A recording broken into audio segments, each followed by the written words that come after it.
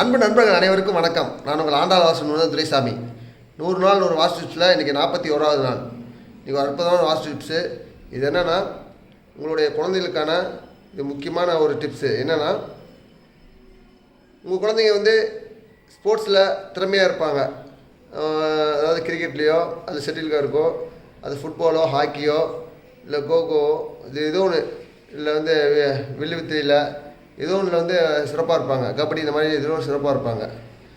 அப்படிப்பட்டவங்க அவங்களுடைய திங்ஸ் வச்சுருப்பாங்க.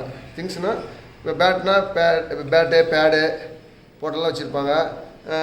டென்னிஸ்னால் அதுக்கேற்ற மாதிரி பேட்டெலாம் வச்சுருப்பாங்க. ஃபுட்பால்னால் அது மாதிரி வச்சுருப்பாங்க ஃபுட்பால். அப்போ அவங்களுக்கு தேவையான எல்லா எக்யூப்மெண்ட்ஸ்லாம் பார்த்திங்கன்னா வீட்டில் ஒரு இடத்துல வச்சுருப்பாங்க.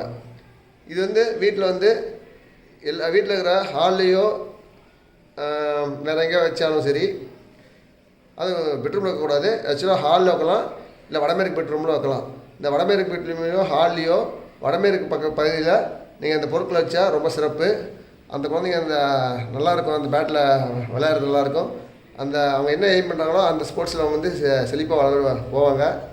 அதனால் நீங்கள் இந்த குழந்தைங்களோட பேட்டு விளையாட்டு சாமான் எதாக இருந்தாலும் சரி, அதை ஹாலில் வடமேற்கில் வைங்க.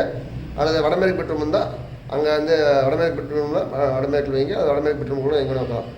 ஸோ அந்த இதை பயன்படுத்திங்க. அங்கே வச்சு அவங்க அதை ரெகுலராக ப்ராக்டிஸ் பண்ண சொல்லுங்கள். நல்லா நாங்கள் நினைக்கிற மாதிரி சிறந்த ஒரு கிரிக்கெட் பிளேயரோ ஹாக்கி பிளேயரோ ஃபுட்பால் பிளேயரோ டென்னிஸ் பிளேயரோ ஏதோ ஒன்று ஆகலாம். இந்த இதை பயன்படுத்திங்க. மேலும் பல நல்லதை தைக்கிட்டு நன்றி, வணக்கம், வாழ்க வளமுடன்.